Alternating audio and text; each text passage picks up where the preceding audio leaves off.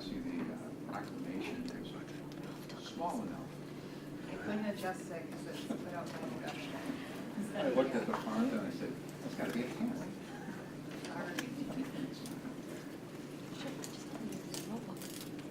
She'll do it. She'll do it. One time.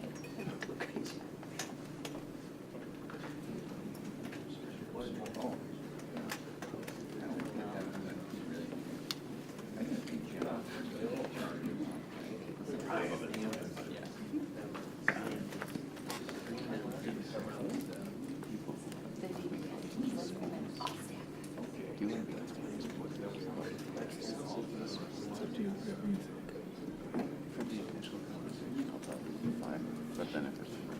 Good afternoon, everyone.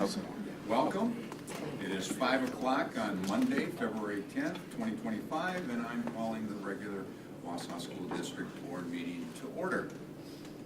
Ms. Beck, please call roll. Sarah Brock. Here. John Creasher. Pat McKees. Yes. Jennifer Pioli. Yes. Joanna Reyes. Here. Jane Roosh. Yes. Corey Sillers. Yep. Lance Strada. Here. Jim Boucher. Here. Please stand with me and join me saying the Pledge of Allegiance. I pledge allegiance to the flag of the United States of America and to the republic for which it stands, one nation, under God, indivisible, with liberty and justice for all.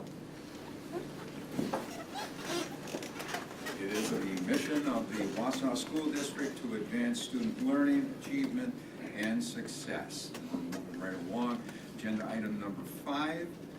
We're going to have a presentation by Shannon Young about the WAVE program. And thank you for being here. Thank you. I have two students with me, Jack Cleveland and Sawyer Burrish, and they're going to help me with the presentation. They're two full-time WAVE students. All right, so we're going to take some turns here with the presenting, but try to keep to our limit. We're going to hit on 4 different areas tonight that are exciting things to us. FBLA, our quilt club. We now have a National Honor Society chapter, and then a few other celebrations that we thought were very noteworthy to mention. So I'm going to turn it over for FBLA. So FBLA, it's a great organization that I'm a part of. My name is Sawyer, if you don't know me. So I'm a freshman at WAVE. I've been here for 3 years. So I'm the FBLA president currently. This is the vice president actually. So FBLA's organization, it's Future Business Leaders of America. We do a lot of great things with community service, as well as competitions. So we recently competed at regionals, as you can see on your screens. And so me, Jack, Heidi, McClone and James McClone are all members, and we competed this year. And I actually placed second at regionals, so I will be moving on to state. Jack is also an alternate, so he placed fourth in Introduction to Financial Math. And then Heidi and James both placed eighth in Introduction to Event Planning and in Personal Finance. So I would be a part of that, and Jack could also be a part of that as well. And then other than that, we do a lot of other things outside competitions. We like to focus a lot on community service projects. So, for example, this past week we went to the community closet and helped with organizing and donating clothes and being part of that. And as we have a pretty busy schedule, so we try to do 1 or 2 things every month for sure, and we try to be at least have a meeting every week to every other week. And we're always trying to grow. We're pretty small, but we like to keep growing, and yeah, that's really what we try to be about. And we try to explain how we're more than just a business, and we teach a lot more about the community than just business. So yeah, thank you.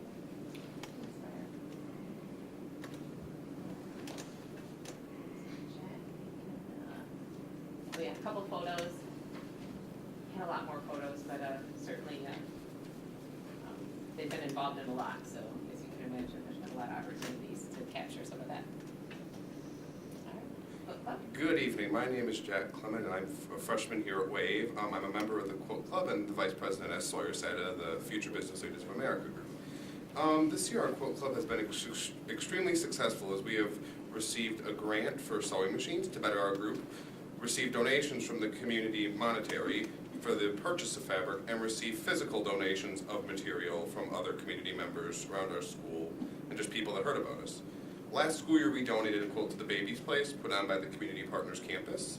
Palliative care at Aspirus, where a student, a WAVE student asked us to make a brightly colored quilt that for their patients, which WOW did a story about us and featured as the first story on the news that night.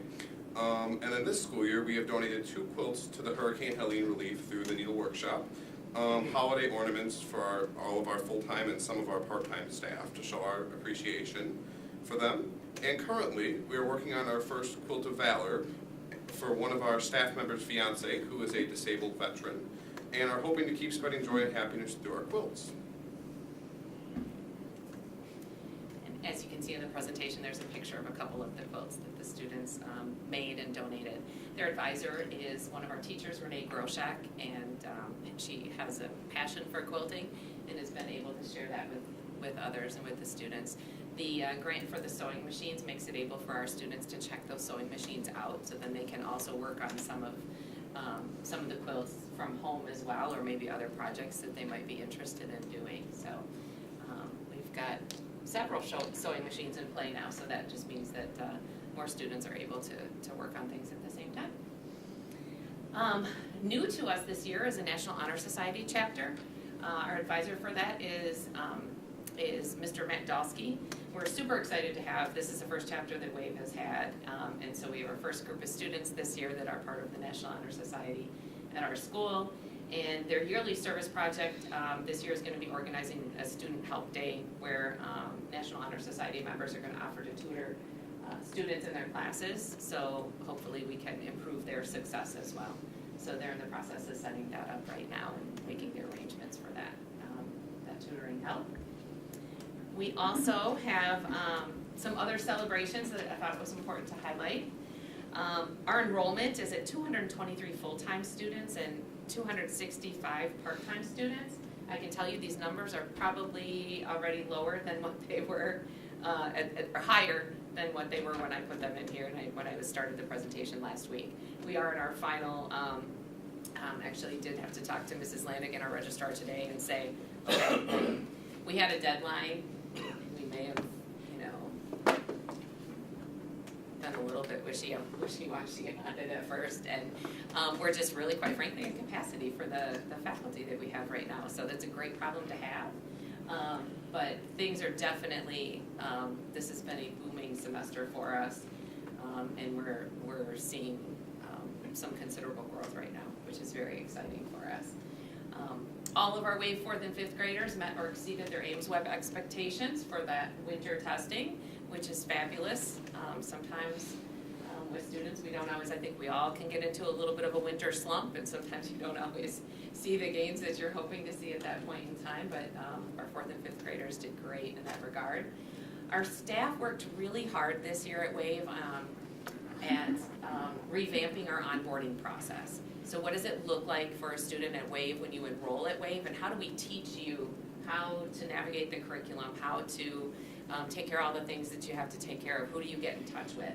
And we definitely saw an impact on it. I don't have any kind of exact numbers, but we know we saw an impact in particular for our middle schoolers, as we did not have as many of them showing up on our engagement list, or lack of engagement list. It's something that we take a look at every week, who's engaging in their curriculum, who isn't, what do we need to do about it?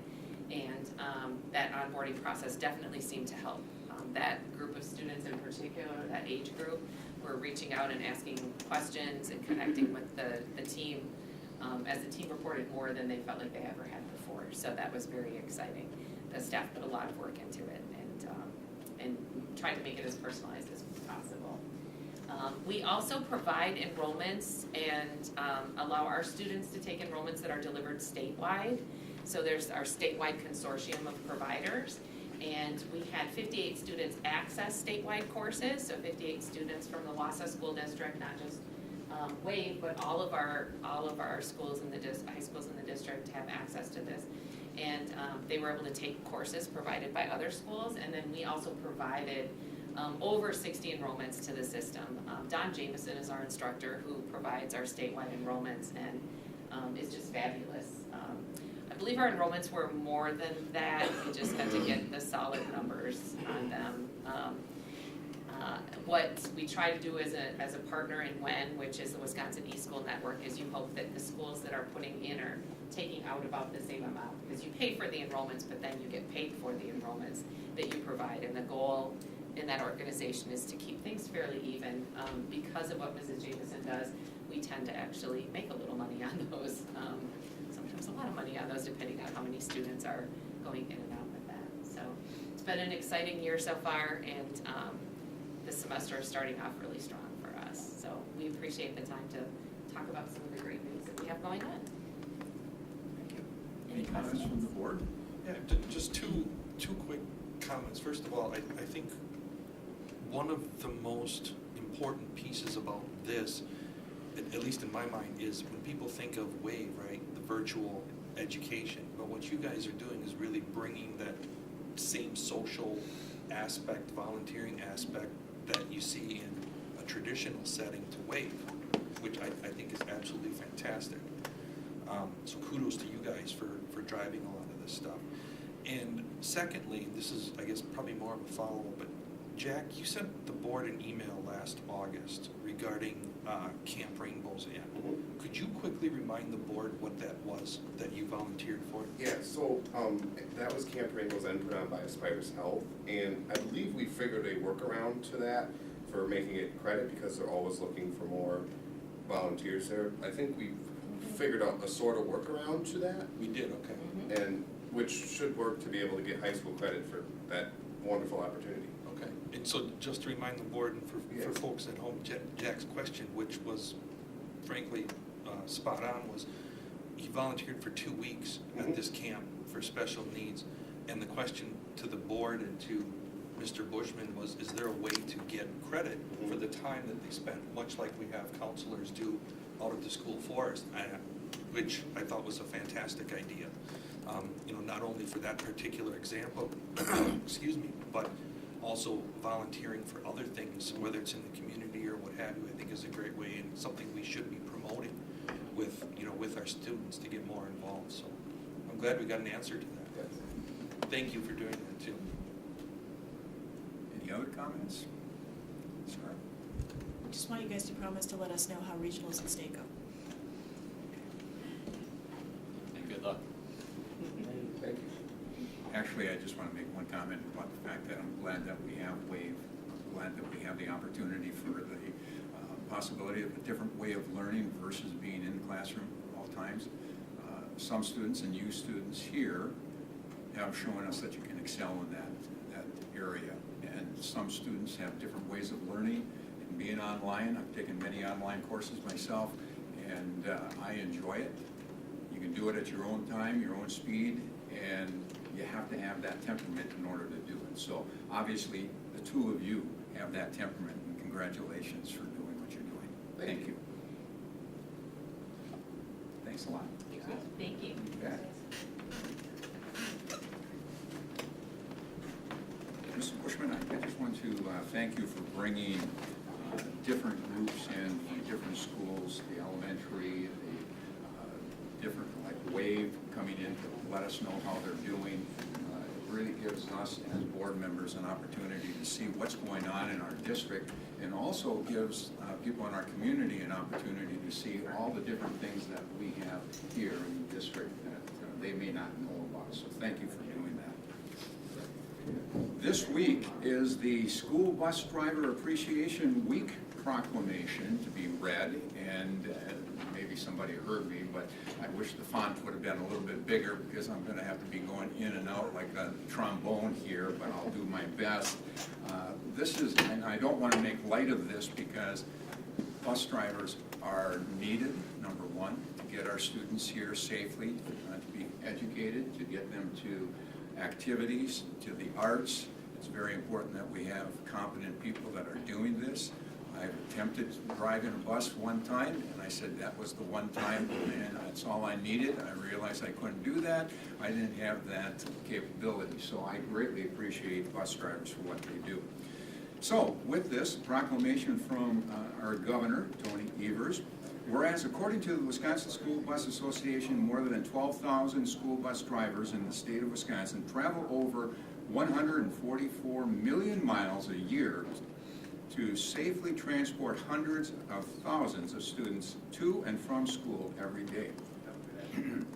Whereas drivers, managers, and operators of school buses work to practice and promote the highest standards to ensure the safety and transportation of their passengers. And whereas, in addition to transporting students to and from school, drivers are tasked with the important responsibilities of vehicle maintenance and cleanliness, keeping bus order, assisting students with specialized needs, and ensuring student safety. And whereas the Wisconsin School Bus Association, through its board of directors, pledges its full and dedicated cooperation with the Wisconsin Department of Transportation's Bureau of Transportation Safety, Division of Motor Vehicles, State Patrol, and the traffic enforcement agencies, parent-teacher associations, cooperative educational service agencies, and other organizations across the state in promoting public awareness of the importance of school bus transportation. And whereas this week, the state of Wisconsin joins all Wisconsinites in thanking school bus drivers, managers, and operators across the state for the critically important work they do to ensure Wisconsin students have a safe and reliable way to get to and from school every day. Now, therefore, I, Tony Evers, Governor of the state of Wisconsin, do hereby proclaim February 10th through the 14th, 2025, as Wisconsin School Bus Driver Appreciation Week throughout the state of Wisconsin, and I commend this observance to all our state's residents. In testimony whereof, I have hereunto set my hand and caused the great seal of the state of Wisconsin to be affixed, done at the Capitol in the city of Madison this 13th day of December 2024, signed by Governor Tony Evers. So greatly appreciate his comments about the importance of bus drivers. Thank you. And can I add that our bus drivers do not have a bus barn, so they're out there early in the morning clearing the snow off those buses and trying to get them warmed up so our little kiddies, well, and our big kids don't freeze when they get on that bus. Thank you for that, because that's a task in itself, getting that ready. So, with that, our next agenda item, I would like to recognize speakers and students who wish to make public comments, but before we do, a couple reminders, or do we not have? There are none. Then we don't need the reminders. I will continue on with that. So, agenda item 8, approving the consent agenda, appointments, additional staff, replacement staff, contract increases, separations, resignations, contract decreases, terminations, leaves of absence, retirements, minutes of special session of January 13th, 2025, regular session of January 13th, 2025, special session of January 27th, 2025, and the special session of February 4th, 2025. Payment of bills, budgets, budget status, and investment report, along with donations to the district. Apogee Services Incorporated, Rob and Christine Barbier, Blue Jays Hockey, Blue Jacks, excuse me. Nice, Blue Jays. Sorry for that slip to our Wausau East hockey players. It's the Blue Jacks Hockey. Harry Cole, Green Bay Packers Foundation NFL Programs, Mrs. Lynn Hilger, Catherine Mueller, On Time Sports LLC, and Chatterbox Charities. I'm seeking a motion to approve the consent agenda with great gratitude for donations to the district. Make a motion to approve consent agenda as presented. Second. Second. We got a second? All in favor? Aye. Opposed? Motion carries. Thank you very much. Moving right along. All right, agenda item 9, a petition to alter district boundaries. I'm going to move to my other agenda. Not my other agenda, but my other script. I'll move to that so I get everything correct. So, our people here, join us at the table. There you go. And the button turns like green.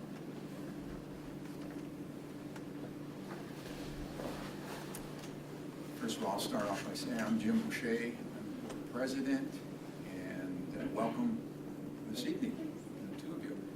Board members, would you like to introduce yourselves, starting from my left? I am Sarah Brown.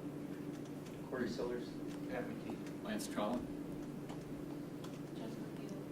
Jane Rouge. Okay, and so I'll follow the script that I have in front of me so I stay focused here. The school board shall consider and weigh the following factors for a possibility of a switching of territory. The testimony of and written statements filed by the residents of the affected school districts, those are listed for our board members. The estimated fiscal effect of the proposed reorganization, whether the proposed reorganization will make any part of the school district's territory non-contiguous. And so with that, I'm going to now turn it over to you and listen to what you have to say. Okay. Really, Before I go any further, state your name and the district that you're in. Justin Tiger, we're currently in Wausau. We do have one child through open enrollment in Marathon already, and one that's not enrolled and he's too young.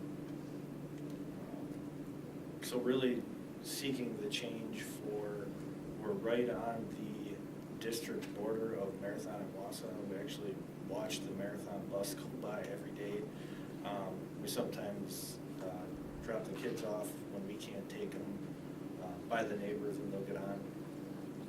The business that I work at is actually affixed between the elementary of Marathon and the high school, so it's convenient for me to, if the children need any needs and now or in the future. I went to Marathon, so that's what's really, my whole family's kind of affixed to that heritage and that, so it's just kind of a built-in culture to belong to that, work in that community, and being right on the edge of the district. It just kind of, it all makes sense, and that's why we're seeking to move the line. Hi, I'm Tracy. So I work here in Wausau. Our kids obviously will go over. One of them goes to Marathon already. My goal is to enroll the other one in Marathon when he's old enough. Like you said, the Marathon bus goes by. The south side of the road that we live on is Wausau School District. The north side is Marathon. We are the last house in the district. It's kind of a hassle to bring them all the way into town if we had to. So we're just looking to go to Marathon and move the property line. That way, if there's any special needs that our children have or will need through school, they qualify for special services in Marathon instead of having to come to Wausau. If they do need special services now, we would have to unenroll from Marathon, re-enroll in Wausau to receive those services. Yeah. Is there anything else that you'd like to add, or is there anybody else that you have here talking on your behalf? Just the two of us. Just us, and my parents actually, I built right next to their adjacent property, so they're actually to the west. So it's kind of that's why they're in the paperwork, and but their property is actually right to the west, so. We're on the south side of the block, essentially. Yeah, the whole family owns the south side of the block, so it's just affecting basically our family. They're in their 70s, so I just appreciate the consideration. Mr. Vergood, did you want to add anything from the administration? Sure. Let me come up towards the front. It's just something that districts typically consider is the fiscal impact of a boundary change. Cassie, I don't know if you want to bring that up. Do you guys mind if I steal the microphone so I'm on YouTube forever? Thanks.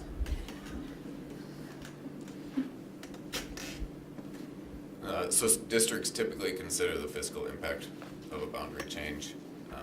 So what we've outlined is the tax that would be distributed to the rest of our taxpayers in the event of a boundary change.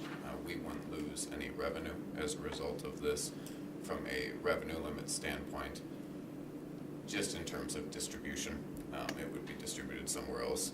If we were to lose a student or an FTE, there would of course be a per pupil revenue limit decrease that was realized over a period of 3 years. So that's something that districts typically consider, along with any future students would have then of course go to the Marathon School District, not the Wausau School District. Any questions on the fiscal implications? Yeah, how does the, so I know if there were students living there in the future that would have attended Wausau and now won't, we lose that per pupil. But then how does the current status change? Because right now there's a student who is open enrolled into Marathon. What do we lose if they are no longer Wausau School District students open enrolled out? Great question. So if you move just up, that's actually what's outlined in those 3 bottom tables. So there is an initial decrease in expenditure, the open enrolled tuition out for the district, but then over time you do lose that student's, over the 3-year rolling average, you do lose that student's enrollment. So over time there is a net negative fiscal impact for the district. Other questions from the board for Mr. Vergood? So just one clarification, sort of to state that another way. If a child open enrolls from Wausau to Marathon in 3 years' time, that money goes to Marathon. So it's as if we move the boundary without moving the boundary, from a financial perspective. If the student open enrolls, As long as they continue to open enroll to the other district after the 3 years. they should, yes. Then it would just continue to be as if they were in there. Okay, thank you. My question for not you necessarily, Josh, but to the family, you have a special needs student? No, we have a daughter that we need, she just needs some elementary speech things, and she's not eligible for the care that Marathon does, and because we're not enrolled in Wausau, so we would have to pay out of pocket. But it's not a mandatory thing, we can look on it at home, and we can, choose to pay out of pocket, but it's just those type of services, you kind of have to beg for them if you want help from the district you're open and willing to, if they offer them to. So, You have a second child, correct? Yes. And that child will be entering, So he'll be in pre-K this coming school year. He'll be in 4K. So right now our daughter, who's in 1st grade, she does qualify for speech services through Marathon, or speech services via evaluation through Marathon. She just struggles with her R's. It's something that we can work on at home and it should improve over time. But should we seek speech services, we are not eligible for them at Marathon because we open enrolled. Wausau will not provide them for us because we are not a student there. So we would have to seek that through a third party, which we would have to pay for out of pocket because insurance won't cover it because it's available through the school district.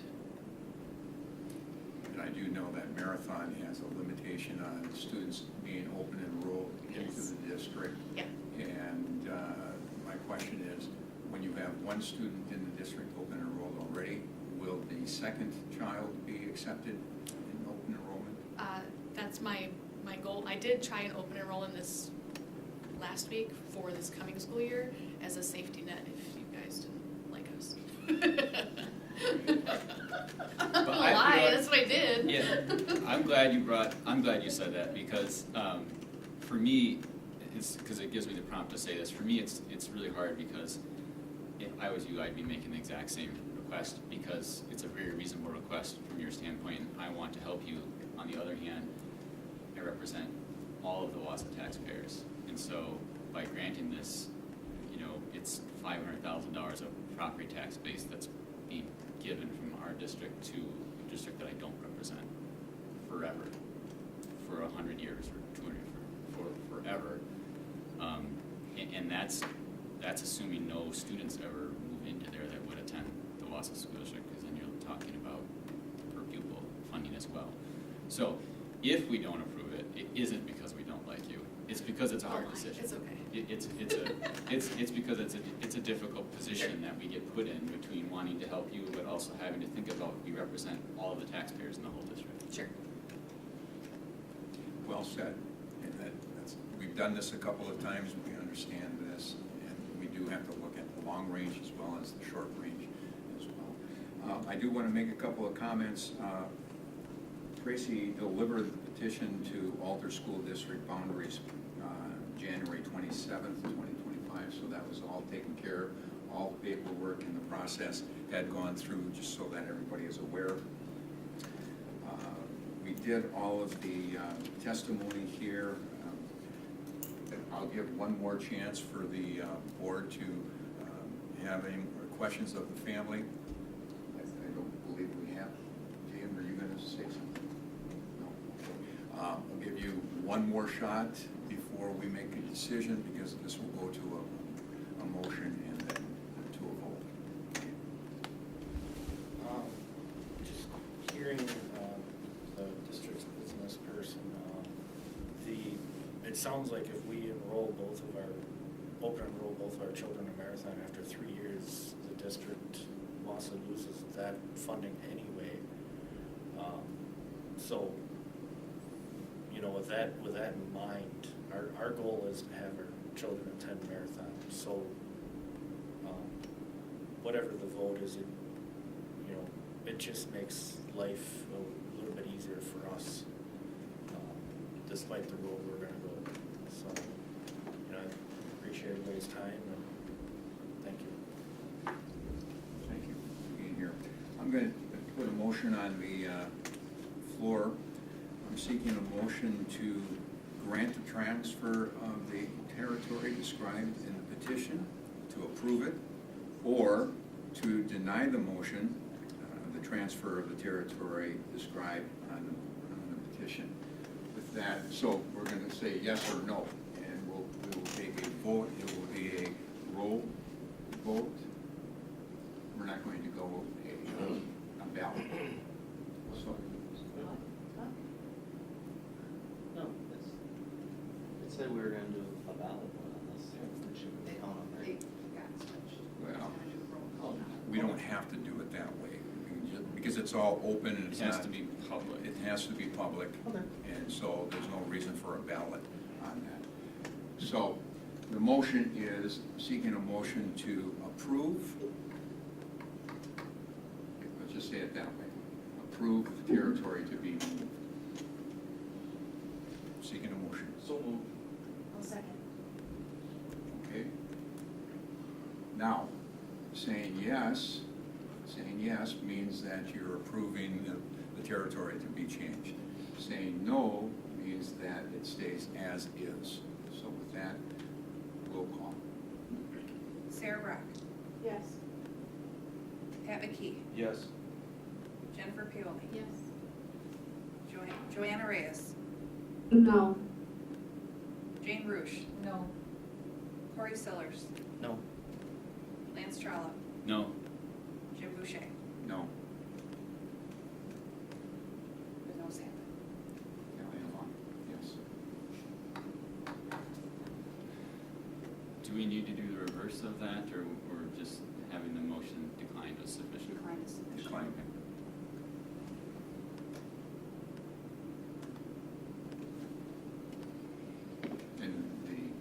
was? Oh, 5 to 3. 5 to 3, okay, to not move forward. As Vice President Lance said, it has nothing to do what we're looking at, the property for down the road and things of that fashion that we don't have in our control. So we appreciate you coming and doing what you did, because as Lance said, and I concur, I do the same thing. So thank you very much. As someone that voted against it, I do feel your pain as a parent with 2 young kids, but I do represent the Wausau School District, so I have to make the decisions for the whole district, and I do understand that you plan to have your child there longer than 3 years, but this is in case you ever decide to sell your home, and the family that comes in with kids, then if they were to have the option to enroll with us, we would keep that revenue with us. So I do apologize, and I feel your pain. And it was a hard decision, but we have to vote for the Wausau School District. Thank you for coming. Appreciate it.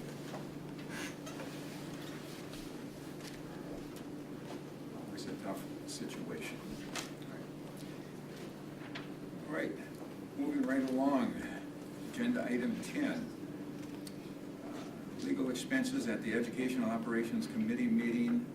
Legal expenses were talked about for the second quarter of 2024-2025. At the January Education Operations Committee meeting, Assistant Superintendent Josh Fagut presented a summary report presenting all legal counsel expenses incurred during the second quarter of 2024-2025. Josh, do you have anything else to add? I would just like to say that this document has been updated and is now accurate. So I just wanted to note that. Thank you. Agenda item 11, there was no motion on that last item. Agenda item 11, new business. Approve the 2025-2026 school calendar, and that's going to be presented to us by Ms. White. And thank you.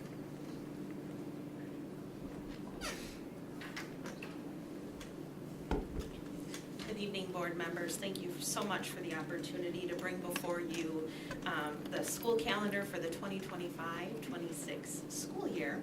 So just a couple of high-level things to note before we get into some of the changes in this calendar. There are 173 total student contact days. We do meet instructional minutes across the board per DPI. They set thresholds and we meet those. There are enough minutes built in for 3 snow days worth.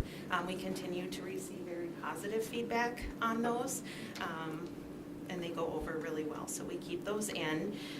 We have done work with a lot of area school districts to try to get the calendars to align as much as possible with school start dates, of course, but then breaks, just fully recognizing that a lot of our staff live in other districts, and likewise for the other districts, we have staff who live there as well, so we want to make sure that we align as much as possible. Graduation dates are a work in progress, but I do want to note that Wausau West and Wausau East are once again moving ahead with a Saturday graduation, and that is set for May 30th. But as soon as we have waves and EAs ready to go, we'll make sure that you get those as well. So at this time, what I'd like to do is just hand the microphone over to my colleague, Julie Schell, Director of Elementary Education, to kind of highlight some of the changes there. Sure. Thank you, Julie. Yeah, absolutely, no worries. A couple of changes we talked about with some of the presentation with the semester grading pilot that we're in. So pending that goes well and we continue that into next year, that has some implication on just some of the changes at the elementary level for sure. We are keeping our in-service days as we kind of following the pattern of in the past. So we have an in-service day, our 4 days to welcome staff back. Staff have 189 contract days, right? Yes. So we have 4 days in August. We have 1 day in September. On the 26th, you'll see these highlighted in orange. The 1 day in October, which is following the same pattern that we have had, with the following day and the 24th being a non-contract day that staff have really appreciated as part of that fall semester. We then we skip then and don't have another in-service day until January on the 19th, and that often falls on Martin Luther King Day. We then have our February 16th President's Day is usually what that is in February. And then again, April 27th and May 22nd. So the same number of in-service days as we have had. We have found that those are balanced nicely to provide us some time to do some intermittent staff professional development that helps us out through the year. It also has been helpful with some of our new Act 20 elements. So the only real changes that you will see, or just, I guess, nuances from the elementary piece, would be our record-keeping days for semester grading in preparation for those parent-teacher conferences would shift to November 7th in the first semester, and that time would be to prepare for parent-teacher conferences at the elementary level, which would follow in the 2 weeks before the Thanksgiving break. And then we also have one in March on the 6th. You would see traditionally that was the day before spring break, but if all goes well with our pilot and we move to that semester grading piece, those days would shift to the middle of the semester. So that record-keeping day on the 6th would be preparation for parent-teacher conferences, which would follow in the next 3 weeks before spring break. The only other piece in terms of secondary, Katie Caldwell's not with us here tonight, but where the end of the semester falls for both for district-wide K-12 schooling is on the 23rd. We do have a record-keeping day on the 19th, but the placement of that, or an in-service day, I should say, on the 19th. The placement of the 23rd is to balance out the number of days in each of the semesters so that there is equal opportunity for instructional minutes and days and times before that finals week in both of the high schools. So that will be a little bit of a shift, and that happens to fall at the end of our finals week with that in-service day, where many of our secondary teachers are also doing some record keeping and utilizing that time for report cards. Doing a little bit of a shift there and a little bit of an adjustment to make that happen so that our semesters could be more balanced. Anything else in terms of, am I missing anything in terms of the instructional pieces? I don't think so. One thing I would just add is we still do maintain the afternoon conferences because data has shown that those are utilized very well. So, and at the board's direction, those are maintained in this calendar as well. Yeah, I was remiss in saying, sorry, that those conferences would happen paired with so that parents would just have a full day off versus half days, which are more difficult for parents, especially with childcare. So that afternoon conferences for the elementary shifted to that November 7th day, paired up with record keeping and preparation for conferences. And I think that covers it, and at this time, if you have any questions, gladly take those. Questions from the board? I've got, a couple comments, one question. Just my annual comment to any lawmakers that happen to be watching to please let us start before September if we want to. It's local control. Let us do what we want, so you support local control. It would still be a 3 or even a 4-day holiday weekend, so your tourism won't be hurt. Promise it won't hurt your tourism. Second thing is, it was great to see that we were able to work out a full 2 weeks for winter break this year. I know that coming back for 1 or 2 days isn't popular, and I don't think it accomplishes a great deal of learning. So I think it was great to have that happen. One question I have is the March we traditionally would have that record-keeping half-day the day before spring break.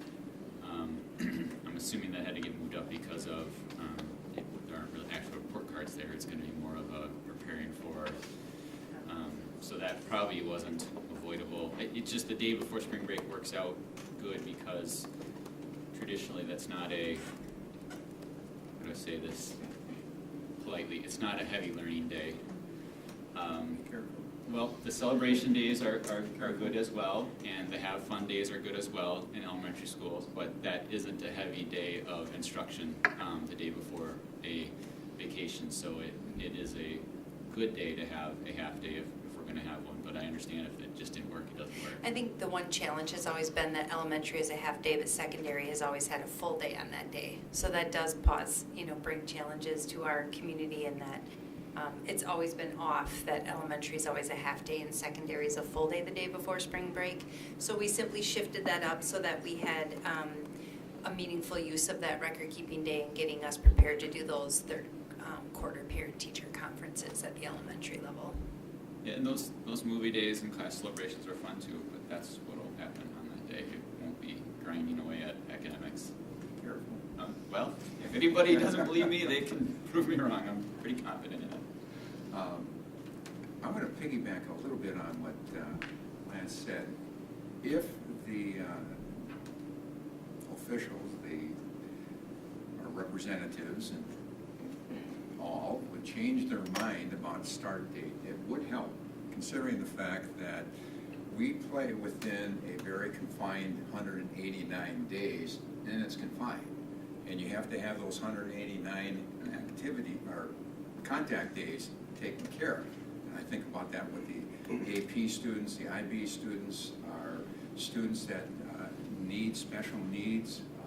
They need to be contacted. But if that starting date would be moved, we could also have the semester ending by Christmas, and then the second semester starting when they come back from Christmas on a 2-week break. And if you had a 2-week break, we could do that every day or every year. And it's unfortunate that we can't, because that would be the flexibility that we would have with creating our schedule. And I think it would, parochial schools in the state of Wisconsin do that. They start early, activities start early, that's all happening. Why not start the classroom earlier? Even the ones that get taxpayer public funding get to do that. Just in Like case I you said, didn't know, I thought I'd throw it out there. I'm piggybacking, helping you right now. Listen, you can't go, you're acting like a lawyer, you're going both sides there. Even if they get public money, they get to start early. Anyway, having a little fun with it, it would be nice if we could do those types of things. Ladies, I appreciate what you're doing and trying to create the schedule. It's a very difficult thing to do. I've done it for many years, and thank you for what you've done. So with that, I'm seeking a motion to approve the calendar for 2025, 2026 for next year. So moved. All in favor? Aye. Opposed? Motion carries. Thank you very much. Thank you. You got it. Agenda item 11B, the board will be presented with a suggested elementary boundary change for the start of the 2025 school year. I'm gonna turn it over to Mr. Gugu. Thank you, Josh, for You bet. popping up and down. Yep, anytime.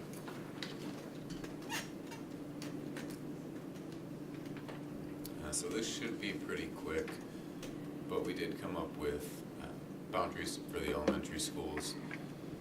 As a reminder, the first couple of maps are one-to-one.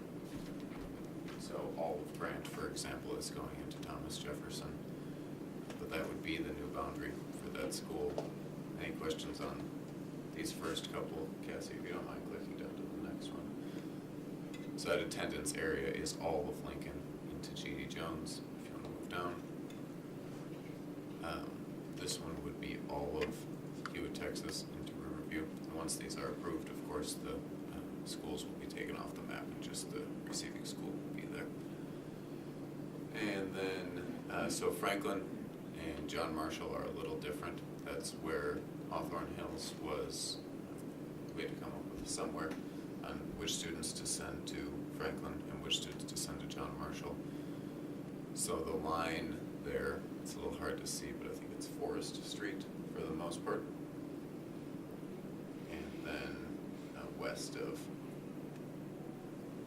yeah, there are hardly any students there, so for the most part, it's Forest Street is the division. This comes up with closer to a 50-50 split, but it's a better fit at both schools, so.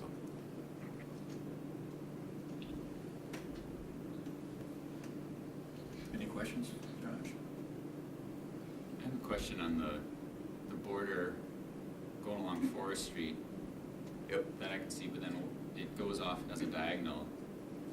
Is that a street that goes through there? I don't believe that is a street, and we could, Cassie, do you wanna move up to the next one, if you don't mind? Yeah, right there. I would imagine that we could have it follow Forest Street, basically to where it connects to the river, and because I don't think there's any students living in that zone. That's the street that the courthouse is on. Yeah, they drew the line that way because I believe there's one apartment building that's in that space. And so it was cleaner to do it that way. So that's why the line is there. If we shift it, they would have to just redo that and then it would kids. But I'm not saying that it would have to be Forest Street the whole way, but I'm just imagining someday in the future, if this diagonal line is going down and whatever the smaller street is there south of Forest Street, and it's just cutting half diagonally across it, and you might have next door neighbors, one is on one side and one's on the other, right on the exact same street, the bus turns around, or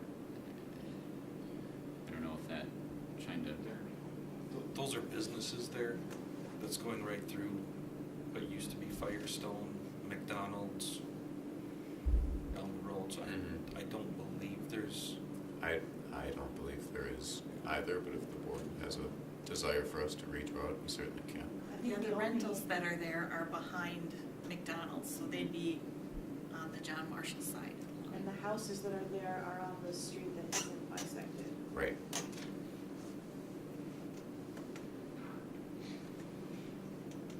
I remember looking at boundaries years ago and sitting as a board and sort of, picking on whatever prior board came up with such a nonsensical line, which probably made sense at the time that it happened because it didn't impact anybody. That's my only thought is maybe it doesn't impact anybody now, but if we're going to create a boundary that's going to be there, does it make more sense to run along one of those streets and still accomplish the exact same thing, rather than having it just cut right through diagonally on whatever that street is, south of Forest Street? I say we name it the Trollop Divide. There you go. I could get behind it, maybe. I was just gonna say, be careful now, again, what earlier words. Yeah, well, and no, but I'm serious. We sat and we just couldn't. Why would it be there? And now that I see this, it probably was a discussion much like this. At that time, it probably was like, well, nobody lives there anyway. Yeah. Or that was just a business. But then over 20 years later, the business got torn down and houses got put up, and now they're like, why is this going right through the diagonal? So if we're going to do it, if it's going to accomplish the same thing, I just wonder if it would make more sense to use those streets as a boundary. And then after the streets, it doesn't really matter how the diagonal goes, I guess, if there aren't any roads back there. I think it's something we could certainly do. Would it prevent us from approving this now? We are. I guess I'm confident that future boards will be able to figure that issue out. I agree with you. Yeah, I don't think this is a huge deal. I don't think we need to hold up our. We wouldn't have to, we could approve it with that change. Could, with an amendment to it. We should be okay. There's no students There's no students impacted, right now. right? So that will work. It's the students like here. Right. Somebody want to propose an amendment to this, So to if- future, you can take care of this? Okay, or Tabitha just confirmed that if we follow Forest Street up to the river, there are no impacted students. So we could do it that way, and then it would be clean for boards that are sitting here in 20 years. Oh, so there's no students between Forest Street and that red division line Right. there? Correct. So if you ran it across Forest Street up First and down the bridge there, it would be okay because it's not impacting any current students. The current students are up in this area towards the square. And we don't think anything's gonna be built in that area as well. I don't believe so. So there's and that they, apartment complex going up over by Papa John's, where is that? That's on the other side of the river. on the other side. It's the apartments that's gonna be across from the magic area. We can leave it as is But they and would move, be here. and just go forward, and, or you can add an addendum to this and vote on that addendum. I think I like following the streets. What's that? I agree with Lance, I like following the streets, Just if follow no Forest students are Street over the impacted. river. Okay, let's just make I'm seeking an amendment Well, there's to even- follow the streets. Yeah, there isn't even a motion yet, so we don't really have to amend it, right? This- Well, you're gonna eventually, if you're gonna do that, you should. So We'll put the motion on the table and then we'll amend it and then we'll move forward on that. That's how properly should be going forward. So let me do this. I'm seeking a motion for approval of the elementary boundary changes beginning in 2025-2026 school year as presented.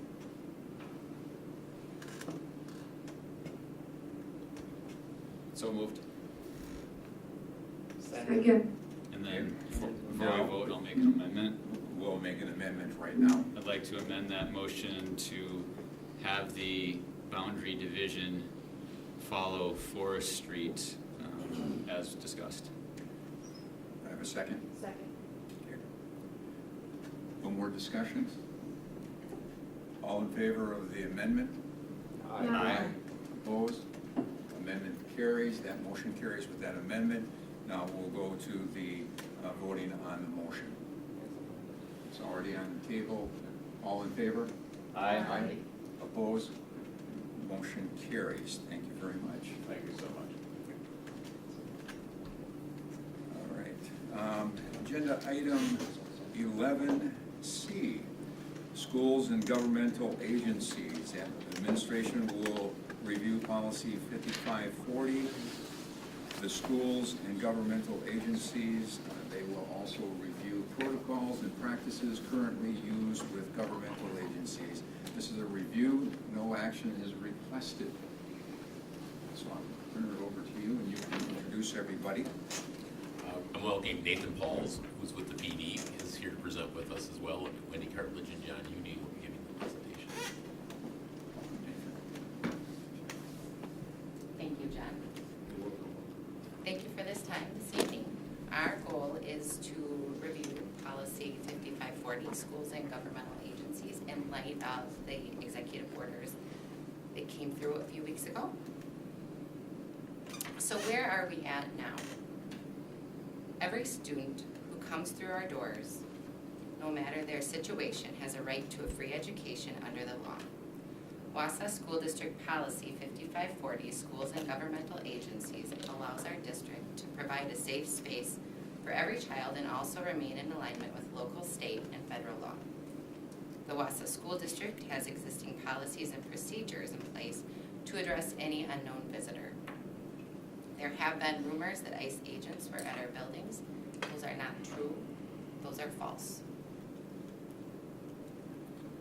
So with that, we thought it would be important to let you know what we have done and what we've been doing to get us up to that point. As you can see here, we started out, communicated to our building administrators as information became known. We included our pupil services staff because they were on the front lines and dealing with feeling that initial flood of questions from staff as well as the students and families. We made them aware and reminded them of policy 5540 in there, so they were really armed with our policies and procedures at the building level. And then as time continued on, we did communicate that same information and the information that's linked in this presentation from DBI to all staff members so that everybody was best empowered to answer any questions and support any students. And that's where we're at now, that message of make sure you're supporting each other, you're handling questions, and you're really focused on supporting our students and their needs and moving their learning forward.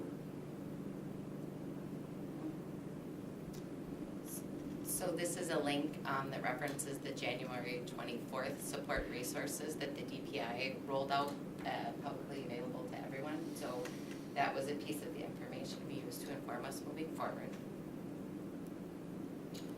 So, and then the one thing I would add that we had done, we had reached out to the police department several times in there to stay in contact with them, speak with them, and they've been super helpful with that, and it's just been a great joint partnership to make sure that we were sharing information back and forth and on the same page. So that was something that was in the works there too.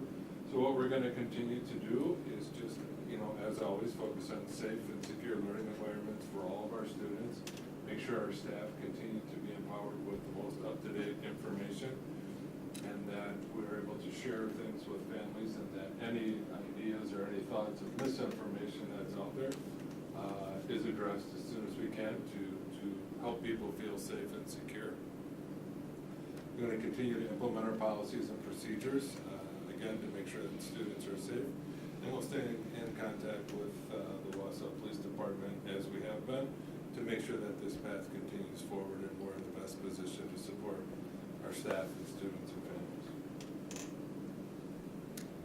So what to know? So we would never disclose student information without the written consent of a parent or guardian, and that's outlined in the statute posted above. I'm not going to read it verbatim, but this has always been true within our public schools. And then again, referring back to policy 5540, so administrators shall determine whether it's appropriate to provide access to the student based on the officer's purpose, whether the officer has stated there's an emergency, etc. So this outlines the pieces of our policy that we would lean on when we have unknown visitors requesting access to our students. So what if? So what if an ICE agent comes to one of our buildings? We're going to follow the same process that we would with any unknown person requesting access to one of our buildings. If that person is representing as an ICE agent, the building administrator will be contacted. They're going to wait with that person until a district level administrator and an SRO are available to come help support and also help determine whether or not the documents that we're looking at are valid. The district may also seek legal counsel if we'd like further clarification. Again, our top priority is to provide a safe environment for all of our students, and we want to do that in a manner that complies with local, state, and federal law. Are there any questions? Questions from the board?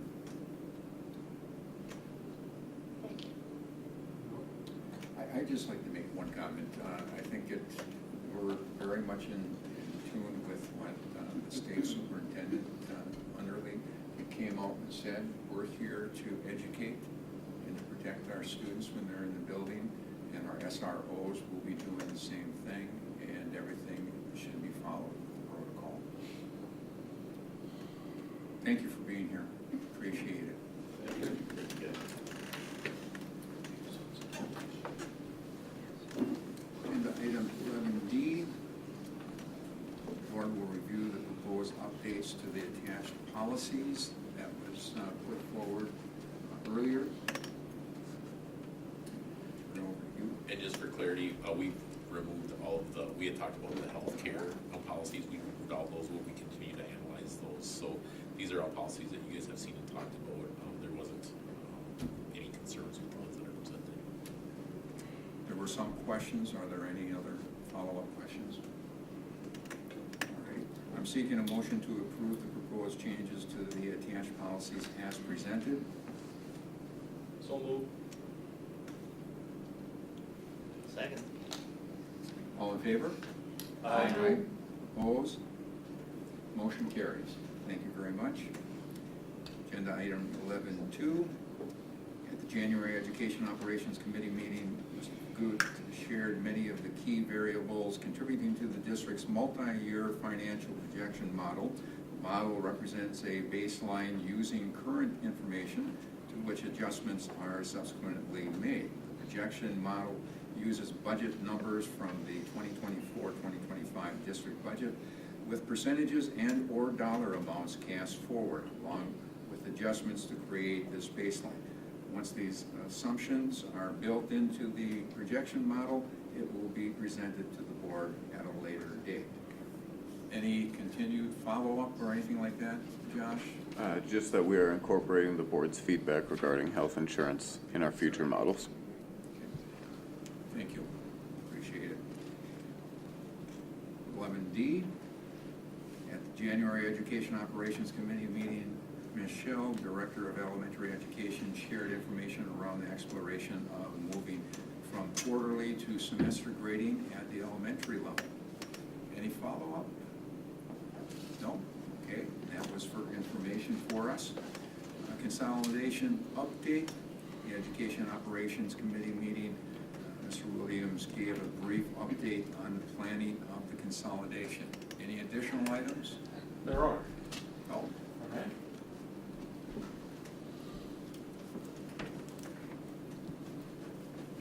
Welcome.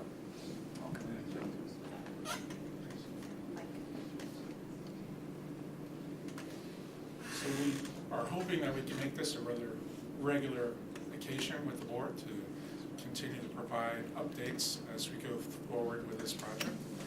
So just taking a few minutes to give you some additional things since the last time I presented at the meeting. Thank you for helping us. We put up there that the boundary is pending approval. We didn't want to get ahead of ourselves, but we appreciate the support that you provided and giving us to go forward. That's really the foundation for everything else that will follow, is those boundaries. We've made the principal assignments for the new receiving schools and how we're placing those principals. We've updated the website to include the FAQs. And again, these are questions that we gathered when we were out after the board approved the consolidation movement from the task force. And we gathered them all up. We sat together as a group and we answered them as a group so that we can present it for everyone, so they have an opportunity to go to the website and find those answers. We also thought it was imperative at that time to provide a way for people to ask additional questions after seeing the answers, so we do have that there as well. We continue to actively communicate with staff and families. We've also initiated with our library vendor for the collection logistics, knowing that the library is being one of the largest parts of any school, with a lot of pieces to it, that we are seeking help to do that. The Follett has done this many times, and we're looking to take from their expertise to see how we can make the move easier and more efficient. And then we've also entered with conversations with another school district, the Oshkosh School District, as they have gone through a similar consolidation, just to see if we can learn anything from what they have gone through, and they can give us some insight on what we might be able to make sure that we watch out for. And the main thing that they provided us with that was really looking into the culture of the schools that were merging, and that we would do that ahead of time instead of waiting until that actually happens this school year, so that any questions of procedural could be answered ahead of time. So for the next time, for the next board meeting, what we'll have is communications of those principal assignments to the staffs and families. We plan on that meeting tomorrow, actually. And again, a representative from Longfellow will be at all the impacted schools to give that information out and be able to be there if they answer any questions. We will also communicate the assignments for the impacted grade level teachers tomorrow as well. We thought it was imperative to try to really start moving on these things. So we're starting with those grade level teachers.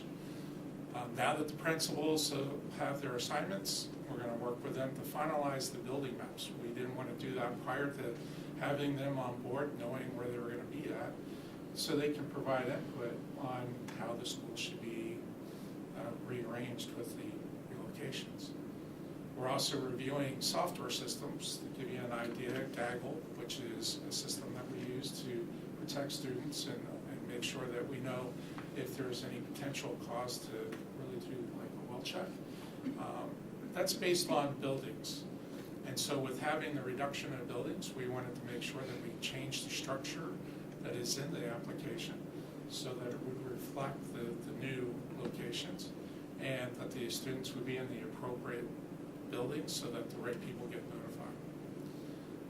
We're also starting to confirming a district assets inventory so that we understand what type of things do we have in these buildings, furniture and curriculum and technology, so that we can understand how we might be able to use those in the new receiving areas or anywhere else in the district, so we can streamline that process as well and become efficient when we need to make the move. We are also now including the impacted principals of the receiving schools in our planning meetings as the district, and they become a strategic partner of ours moving forward, because we think one of the most important things that we need to consider is the culture, not only from a staff perspective, but a student perspective. And the sooner we can get that started, the easier it'll become. And for next year, it should be a rollout, and hopefully, those issues can be resolved, and the culture can improve and move forward as we go through the school year. So that leaves us what's left on the horizon. As we look down the road a little bit further, we know that we want to have continuing communication of our assignments for other impacted staff. We're going to communicate the boundaries changes that you've just approved tonight to the families, so they can know where their children will be, and we can start that process and kind of hopefully take a little of the mystery out of things right now that answer some of those questions. We're going to continue to work on finding a new home for Ray Granite. We'll start moving forward those moving details. We're going to have those collaborations with the emerging schools and building transportation plans. And one of the most important things that we wanted to make sure on is honoring the closing schools at the end of the school year, so that we look at not only for the families and staff, but any alumni that may have been there, that they're considered as well, and have an open house so they can reminisce about the school that's going to be closing. And with that, I open to questions. Any questions from the board? I don't have a question. I just want to say you guys are doing awesome. I'm so impressed. I know how much work is going into this, and it's a really good job. Thank you. I think that's very appropriate. Hearing what we're doing as a board and administration, and what you're doing to make sure that we're aware of everything step by step.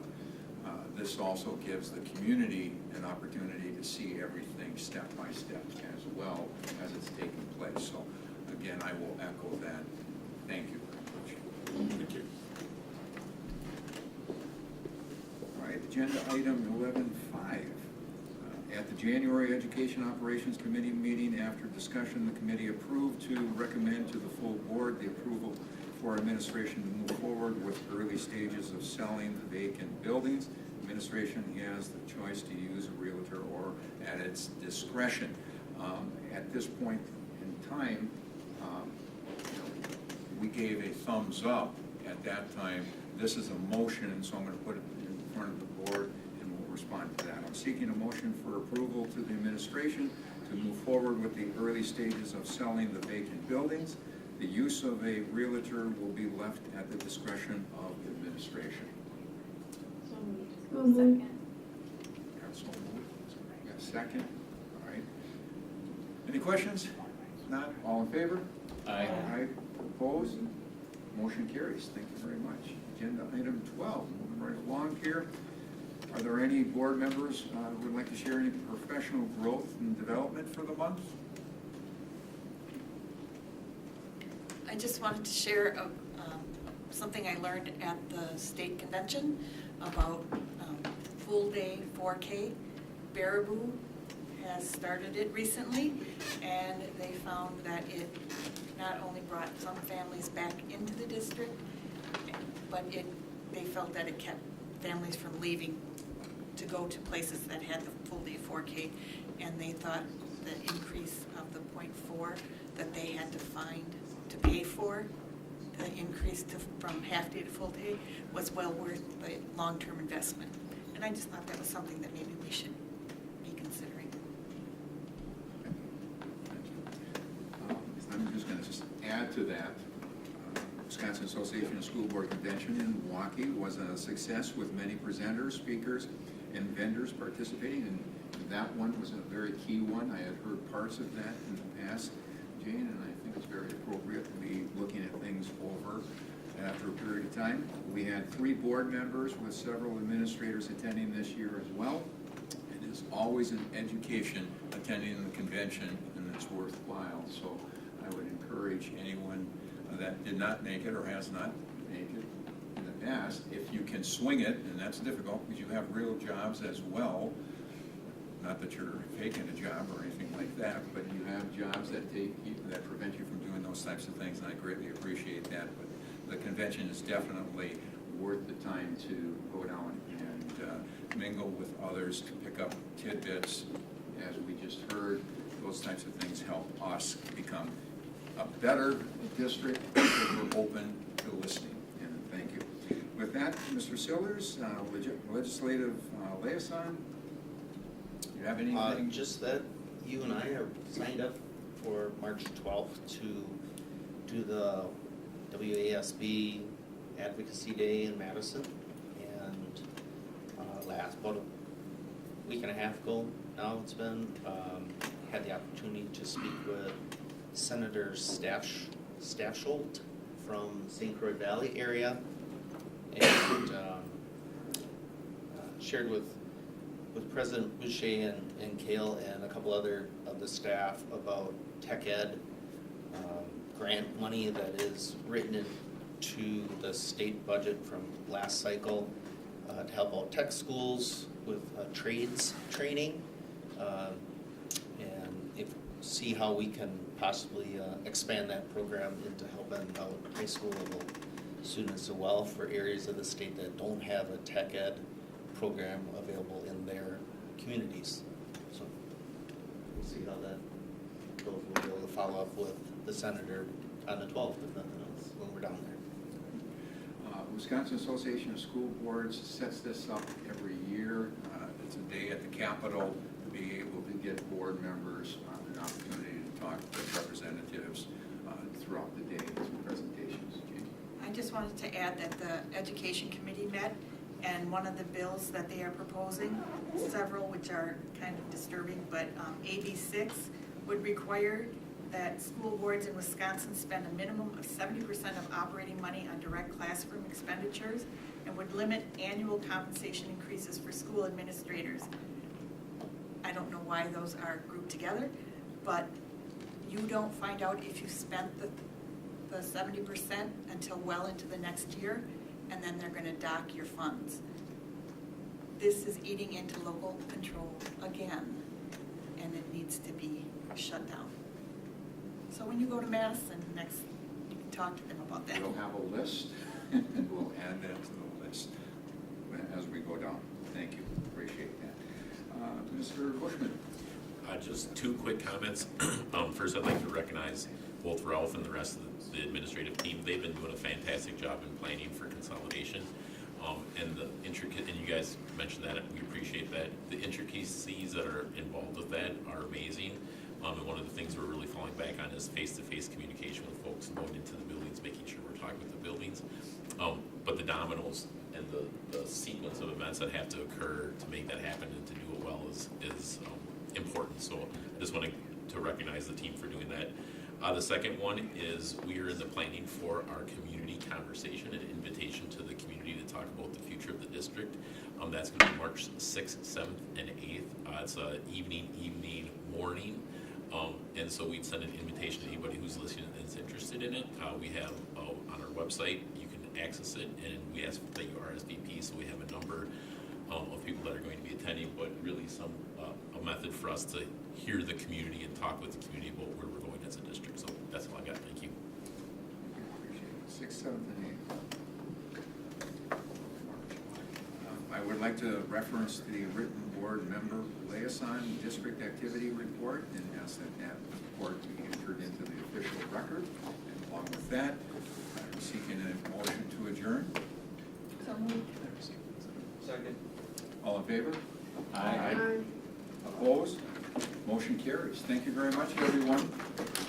Right along.